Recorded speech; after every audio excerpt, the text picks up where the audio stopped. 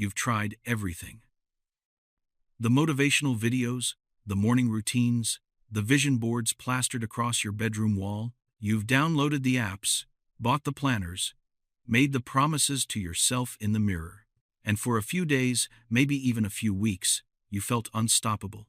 But then, life happened. You missed one day, then two, then a week.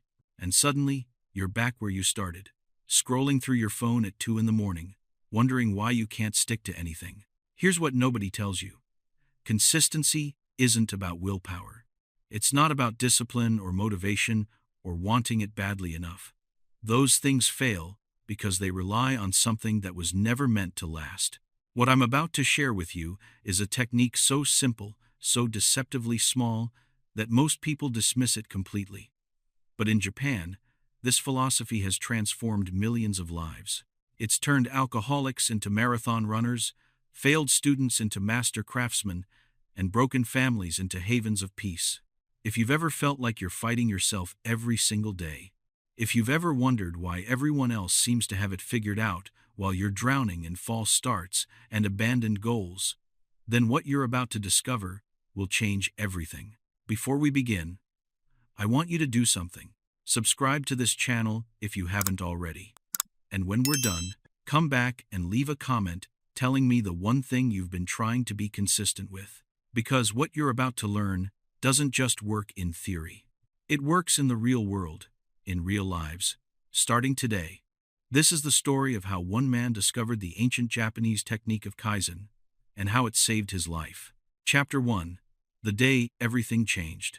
Thomas sat in his car outside the elementary school, hands gripping the steering wheel so tight his knuckles had gone white. Through the window, he could see other parents walking their children to the entrance, holding little hands, laughing at something their 6-year-old said. His daughter Emma was in the back seat, silent. She had stopped asking him to walk her in 3 months ago. He looked at himself in the rearview mirror, 42 years old, eyes bloodshot and heavy. The same wrinkled shirt he'd worn yesterday. He'd meant to do laundry. He'd meant to do a lot of things. Emma unbuckled her seatbelt. The click echoed in the silence between them.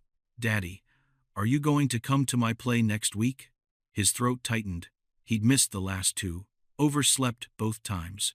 The alarm had gone off. He'd turned it off, told himself just 5 more minutes, and then suddenly it was afternoon, and another promise had dissolved into nothing. "I'll be there, sweetheart, I promise." She nodded, but her eyes held something he couldn't bear to see. Doubt. Not hope. Just acceptance that he probably wouldn't. She opened the door and stepped out, her pink backpack bouncing as she walked toward the school. She didn't turn around to wave. Thomas drove home through streets he barely saw. His apartment was a crime scene of good intentions. The treadmill, buried under laundry. The guitar he'd sworn he'd practice every day, untouched for 6 months, dust coating the strings. Books on productivity stacked on his nightstand, bookmarks placed optimistically at Chapter 3, Chapter 2, Chapter 1. The kitchen counter covered in takeout containers because he'd stopped cooking, stopped trying. He'd been trying to change for 3 years. 3 years since his wife left, taking half his heart and all of his structure. Sarah had been the one who kept things moving, who remembered appointments, who made sure bills got paid and life kept happening. Without her, Thomas had made promise after promise to himself. He'd start exercising. He'd eat better. He'd wake up early. He'd be the father Emma deserved. He'd bought a gym membership in January, used it 4 times, threw away the card in March. He'd started a diet in April, lasted 6 days. He'd set his alarm for 5:30 every morning since June, determined to become a morning person, to finally have time to get his life together before work. He'd woken up at 5:30 exactly twice. Every other morning was the same cycle. Alarm, snooze, guilt, shame. Waking up at 8:40. Already late. Already failing. His phone buzzed. A text from his sister. "Mom's birthday dinner is Saturday. Please tell me you'll actually show up this time." He'd missed the last family gathering, fallen asleep in the afternoon, woken up at 9 at night. His mother had called, voice careful and worried, telling him it was okay. They understood he was going through a lot, but he could hear what she wasn't saying. He could hear everyone wondering when Thomas was going to get it together. That night, he sat on his couch in the dark. Emma was with Sarah for the week. The apartment felt huge and empty. He'd told himself today would be different.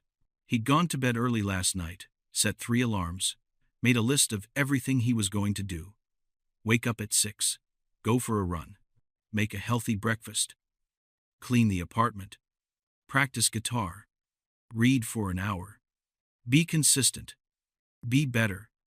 Be someone Emma could be proud of. He'd woken up at 11:30. The list was still on his bedside table, untouched, a monument to another failed day. Thomas put his head in his hands. He wasn't lazy. He wanted to change. God. He wanted it so badly, it physically hurt. But wanting wasn't enough. Trying wasn't enough. Every piece of advice he'd followed had led to the same result. Burst of effort, inevitable collapse, back to zero. He was tired of starting over. Tired of the voice in his head that whispered he was broken. That normal people didn't struggle like this. That maybe he just wasn't capable of being consistent at anything. Tired of being tired, he didn't know that his life was about to change. He didn't know that tomorrow morning, in a moment of desperation, he would make a phone call that would lead him to a man who understood something the entire self-help industry had missed. He didn't know that the answer he'd been searching for had nothing to do with trying harder. He just knew he couldn't keep living like this. Chapter 2. The Mentor. Thomas found Dr. Hayashi's name in the most unlikely place. A comment thread on a forum about habit formation, buried under hundreds of enthusiastic posts about morning routines and productivity hacks. One comment, short and simple. If you've tried everything and nothing works, you're trying too hard. Look up Dr. James Hayashi. He changed my life. Dr. Hayashi's office was nothing like Thomas expected. No motivational posters, no quotes about success plastered on the walls, just a simple room with 2 chairs, a small table with a bonsai tree, and soft light filtering through rice paper screens. Dr. Hayashi himself was in his 70s, with gentle eyes and hands that moved slowly, deliberately. He listened to Thomas's story without interrupting. The failed diets, the unused gym membership, the missing Emma's play, the overwhelming shame of waking up every day and immediately failing at being the person he wanted to be. When Thomas finished, Dr. Hayashi was quiet for a long moment. How many hours do you think you should exercise each week? He finally asked. I don't know, maybe 5, 6? That's what all the articles say. And how many hours do you currently exercise? None. Dr. Hayashi nodded slowly. So, you're trying to go from 0 hours to 6 hours, from a complete standstill to running at full speed. And when you fail, when you miss a day or can't sustain that pace, you believe you lack discipline. You believe something is wrong with you. Thomas felt exposed. Isn't that what it takes? You have to push yourself. You have to be disciplined. Tell me, Thomas, if I asked you right now to do 1 push-up, could you do it? Of course. Just 1? You're certain? Yes. Dr. Hayashi leaned forward. Then that's what I want you to do. Every day for the next week, I want you to do 1 push-up. Not 2. Not 10. 1. Can you do that? Thomas almost laughed. Will you do it? Sure. But, no. Will you do it? 1 push-up? Every single day for 1 week. Something in Dr. Hayashi's tone made Thomas pause. Yes. I can do that. Good. Come back in 1 week. Thomas left the office confused and vaguely insulted. He'd come looking for a solution, and he'd been given what felt like a joke. 1 push-up. He'd been trying to completely transform his life, and this man wanted him to do 1 push-up a day. It was absurd, but that evening, standing in his living room, Thomas got down on the floor and did 1 push-up. It took 3 seconds. He stood up, feeling ridiculous. That was it. That was the big transformation. The next morning, he did another one. still felt pointless. But he'd promised. Day 3, 1 push-up. Day 4, 1 push-up. This time right after brushing his teeth. Day 5, Day 6, Day 7. When he returned to Dr. Hayashi's office, the old man smiled before Thomas even sat down. You did it. Yeah, I did it. 1 push-up a day. But I don't understand what. How did it feel? Thomas paused. Easy. Too easy. That's the problem. I need to do more. I need to actually push myself if I want to change. Dr. Hayashi picked up the bonsai tree from the table, holding it carefully. Do you know how this tree is shaped? You trim it, right? Yes. But not all at once. If I took scissors and cut away half the branches today, the tree would go into shock. It might die. Instead, I trim a tiny bit. Then I wait. Then I trim a tiny bit more. Over months, over years, the tree becomes what you see here. Beautiful, strong, shaped with intention. But it happens so slowly that the tree never experiences trauma. It simply grows in the direction I guide it. He set the tree down gently. You've been trying to cut away half your branches all at once. Your body, your mind, your entire system goes into shock. You fight back. You resist. You fail. Not because you're weak, but because you're trying to change in a way that violates your nature. So what do? You continue. Tomorrow, you do 1 push-up again.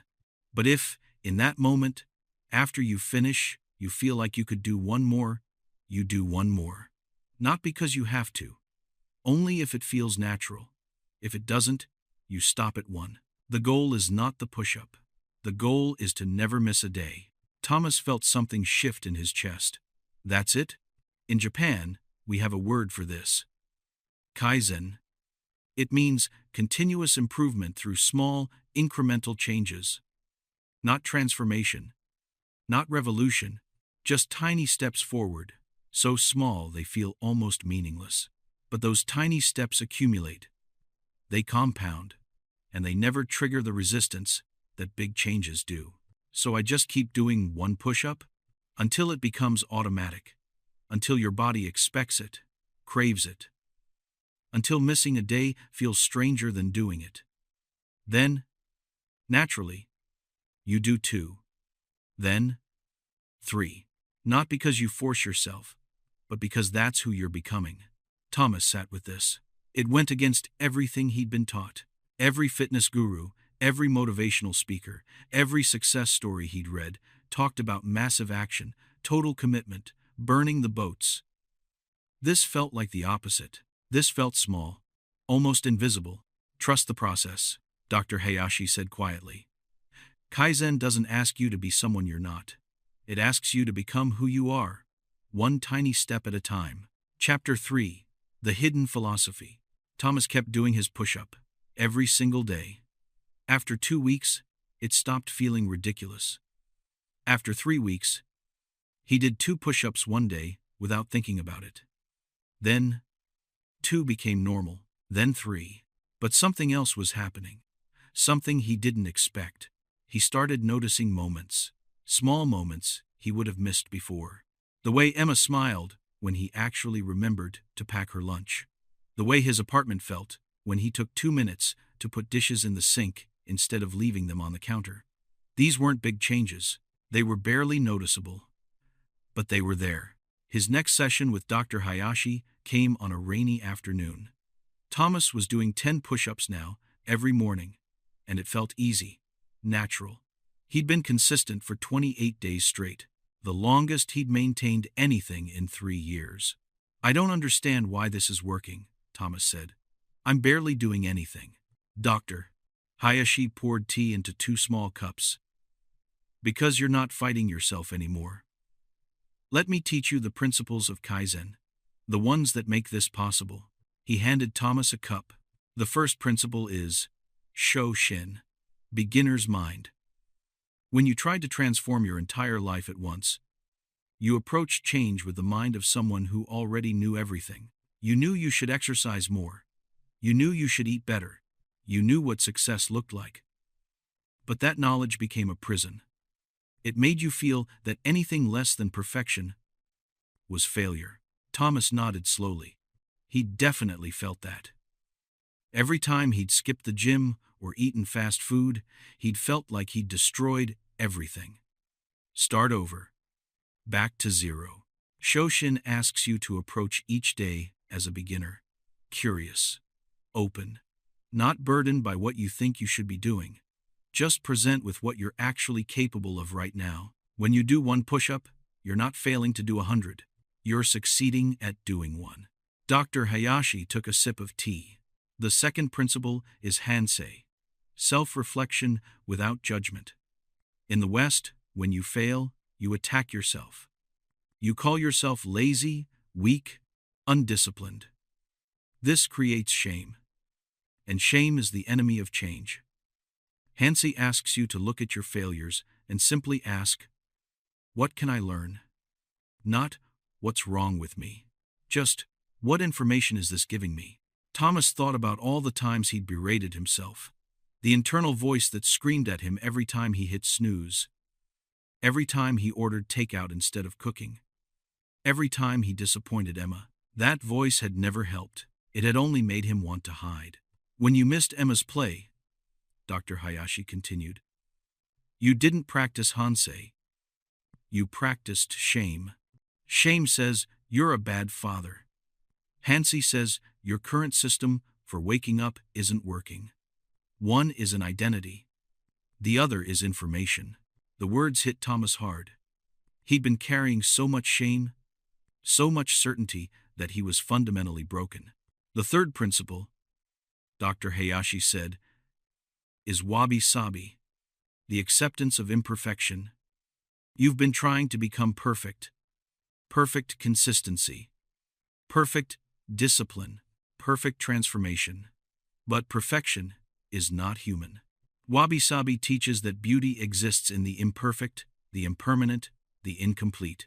Your journey doesn't need to be perfect. It needs to be real. Thomas felt something loosen in his chest. Permission. Permission to be imperfect. Permission to miss a day and not burn everything down. Permission to be human. These principles, Dr. Hayashi said quietly, are not separate from Kaizen. They are Kaizen. Small steps only work if you approach them with the right mind. Beginner's mind. Self-reflection without judgment.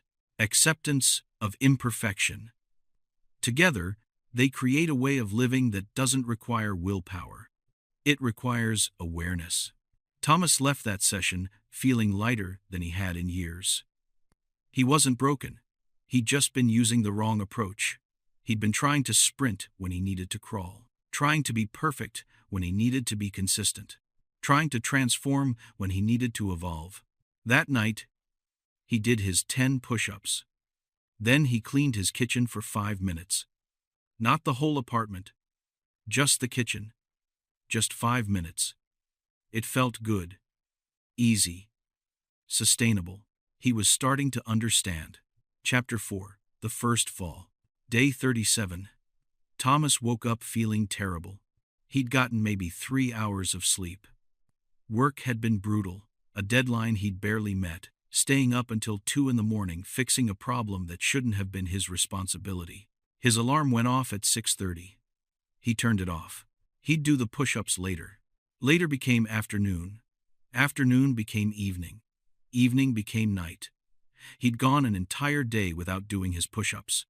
The streak was broken. The shame came flooding back. All at once. That familiar voice telling him he'd known this would happen. Of course he couldn't maintain it. Of course he'd failed. He was the same person he'd always been. Nothing had changed. Nothing would ever change. He'd ruined it. That night, he couldn't sleep. He stared at the ceiling, feeling the weight of failure pressing down on his chest. 28 days of consistency, gone. He'd have to start over, back to zero. The thought was unbearable. When he returned to Dr. Hayashi the next week, he couldn't make eye contact. I missed a day. I know. I broke the streak. I failed. Dr. Hayashi was quiet for a moment. Tell me, Thomas. If you were walking to a destination and you tripped and fell, would you give up and go home? Or would you stand up and keep walking? I'd keep walking, but nothing. You fell. So you stand up. That's all. Missing one day doesn't erase 28 days of showing up. It doesn't undo the fact that you've changed. You're looking at this as a failure. I'm looking at it as data. What happened that day? Thomas explained. The deadline. The exhaustion.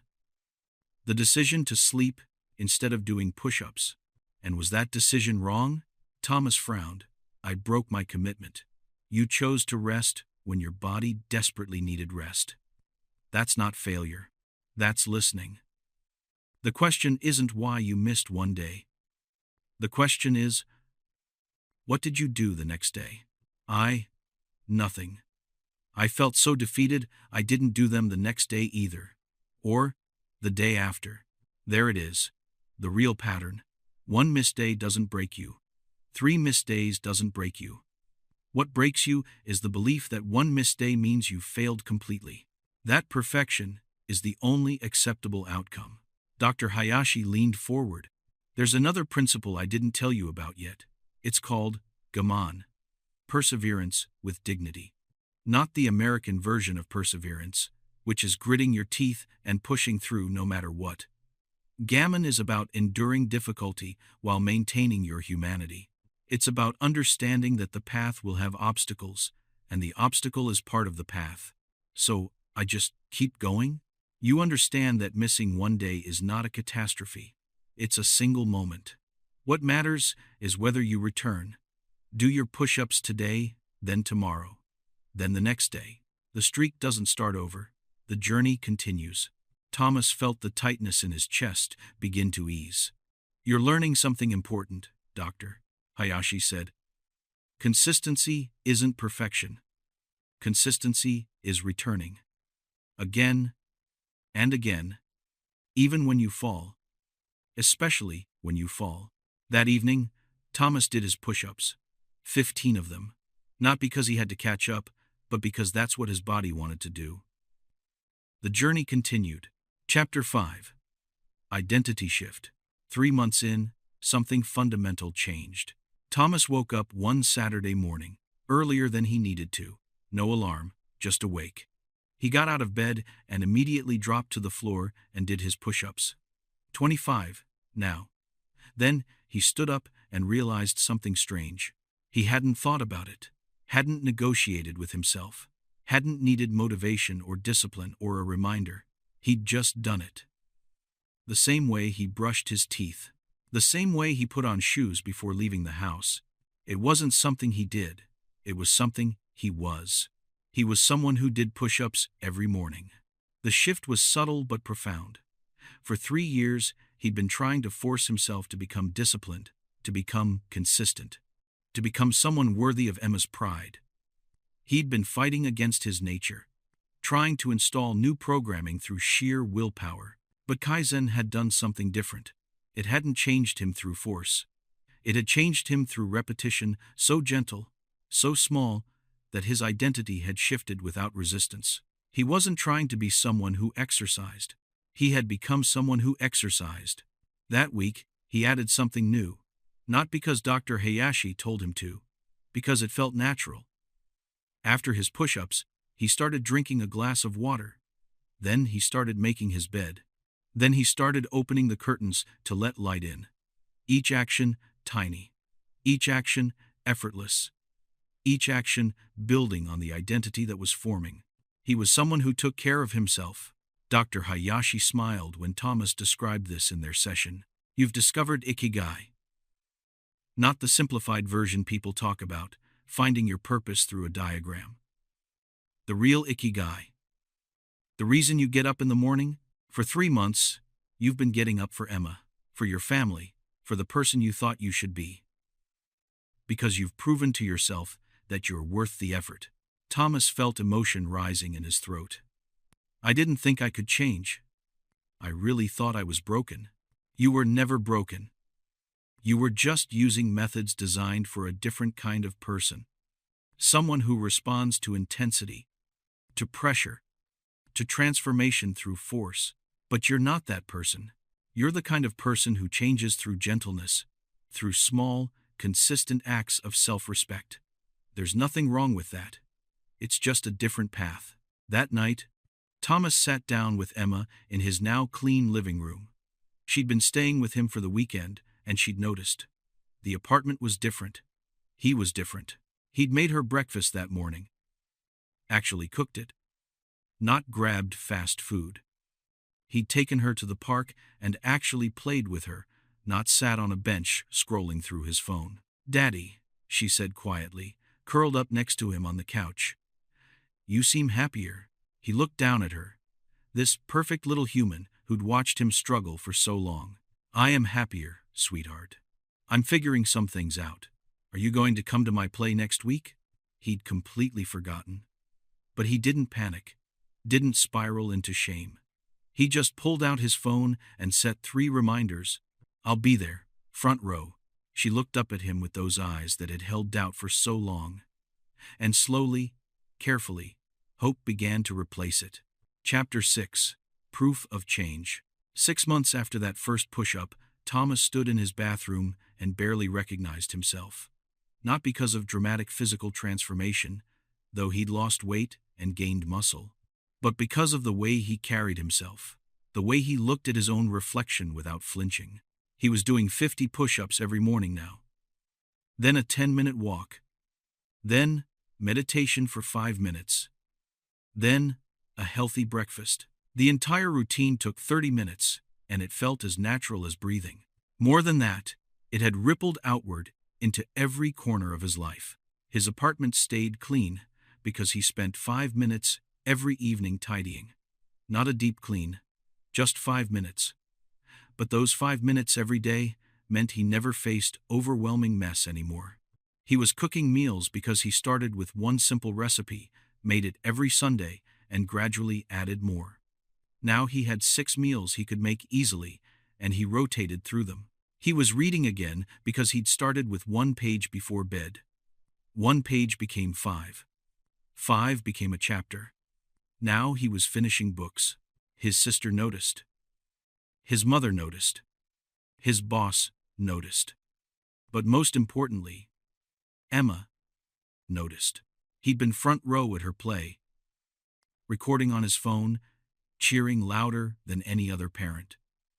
When she came running off stage afterward and threw her arms around him, she whispered, "You came. You really came." He held her tight, feeling the weight of every promise he'd broken before, and the incredible lightness of this one kept promise. Sarah noticed too. She started letting Emma stay with him more often, started trusting him again.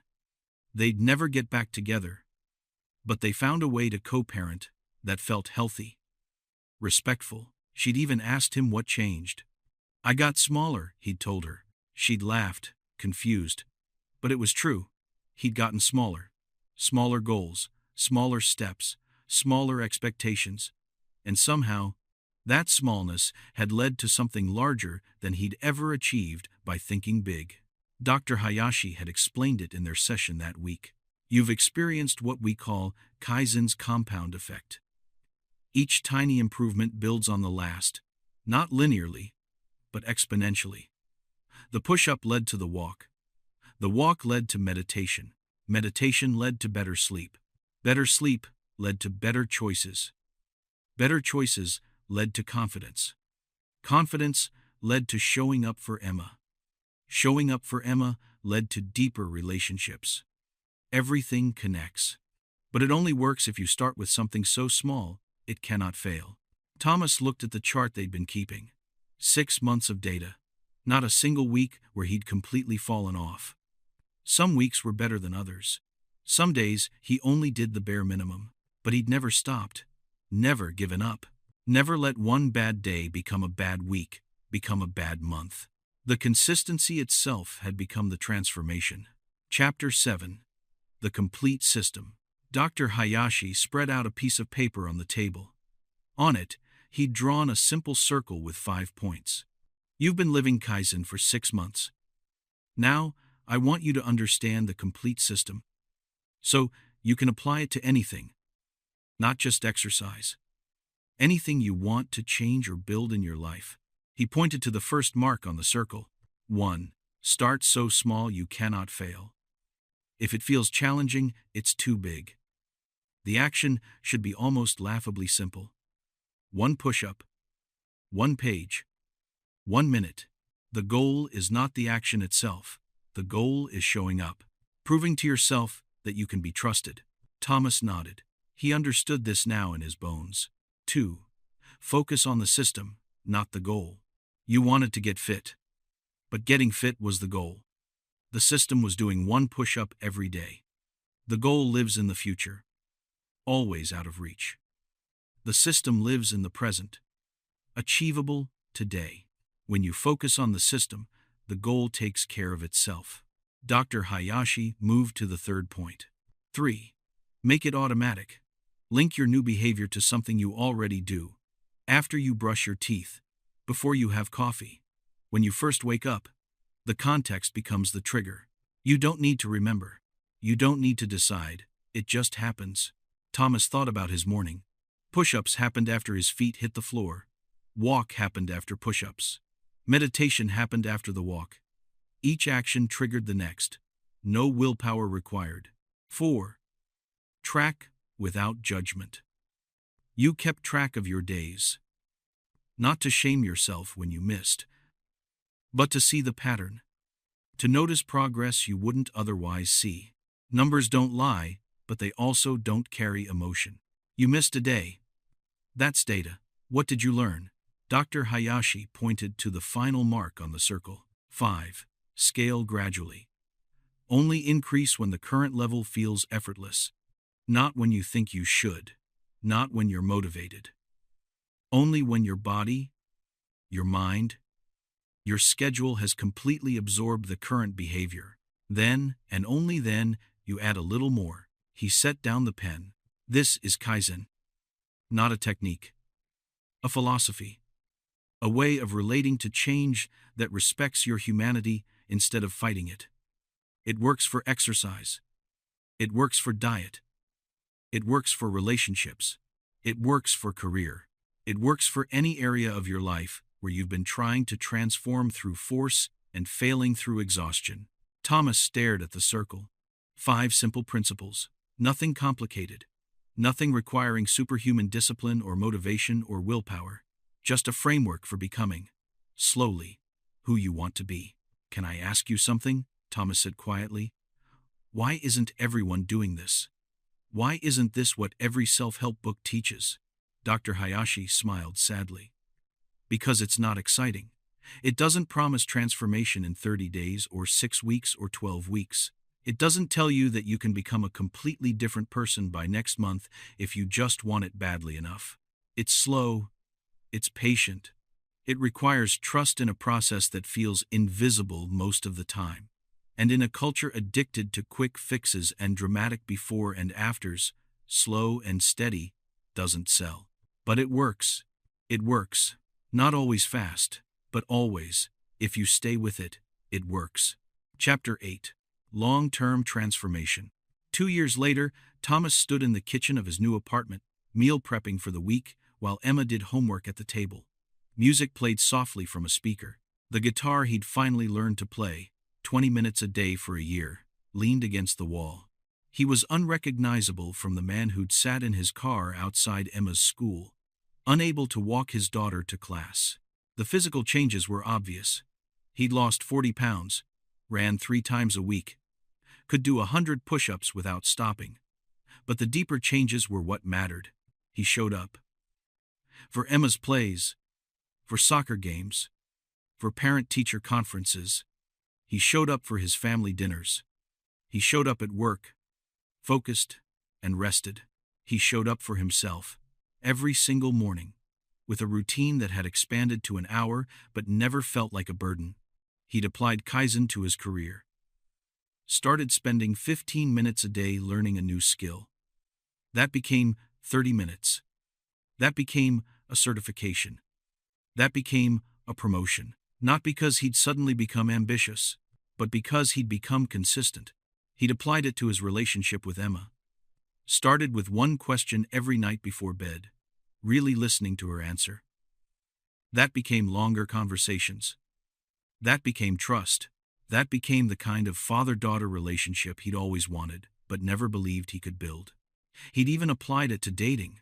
Started by just talking to people again, 5 minutes of genuine conversation with a stranger once a week. That became coffee dates.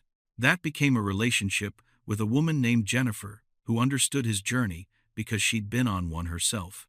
His mother pulled him aside at a family gathering. "I'm so proud of you. You did it. You changed your life." Thomas thought about how to explain it, how to tell her that he didn't change his life. He just changed one morning, then another, and eventually his life changed itself. "I just got smaller, Mom. Everything else followed." She hugged him tight, not really understanding, but feeling the truth of it anyway. Dr. Hayashi had become a friend more than a therapist. They still met once a month, but now it was over tea. Two people who understood that change doesn't happen in revolutions. It happens in tiny, almost invisible increments. It happens in the choice to return, again and again, even after you fall. "You know what I've realized?" Thomas said during one of these meetings. "The technique isn't Kaizen. The technique is self-compassion. Kaizen is just the framework that makes self-compassion practical." Dr. Hayashi smiled. "You've understood it completely." Chapter 9. The Legacy Moment. 3 years after that first push-up, Thomas found himself back in his old neighborhood. He was driving Emma to school, but this time in a different car, in a different body, with a different mind. He parked in the same spot he'd parked 3 years ago. The morning he couldn't walk her in. The morning he'd looked at himself in the mirror and seen only failure. "Come on, Daddy. We're going to be late." He got out of the car. Emma grabbed his hand. They walked toward the school together, her backpack bouncing, her voice excited about something her teacher had said yesterday. Other parents nodded at him. He knew some of their names now. He was part of the community, present, visible, real. At the entrance, Emma hugged him tight. "See you tonight? I'll pick you up at 3:30. We're making dinner together, remember? Tacos? Tacos." She ran inside, turning to wave before disappearing through the doors. Thomas stood there for a moment, feeling the weight of 3 years. 3 years of showing up. 3 years of doing the smallest possible thing and watching it compound into a completely different life. He thought about the man he'd been, gripping the steering wheel, unable to face his own daughter's doubt. That man felt like a stranger now. He hadn't become a different person. He'd become more himself. The self that had always been there, buried under shame and failed promises, and the exhaustion of trying to transform through force. Kaizen hadn't given him a new life. It had given him his life back. He walked back to his car, feeling the morning sun on his face. He had a full day ahead. Work he was good at. An evening with Emma. A date with Jennifer this weekend. A life that felt full and real and sustainable. All because, 3 years ago, he'd been willing to do one push-up. Chapter 10. Your turn. I want to talk directly to you now. Not to Thomas. To you. Sitting there, watching this video. You who've tried and failed. You who've made promises to yourself that you couldn't keep. You who've wondered if maybe you're just not built for consistency. You're not broken. You're not lacking willpower. You're not lazy or undisciplined or weak. You're human. And humans don't change through force. We change through gentleness. Through repetition so small, it bypasses resistance. Through showing up again and again, even when the showing up feels meaningless. I want you to do something right now. Think about one thing you've been trying to be consistent with. Maybe it's exercise. Maybe it's writing. Maybe it's meditation, or learning a language, or calling your parents, or drinking more water. One thing.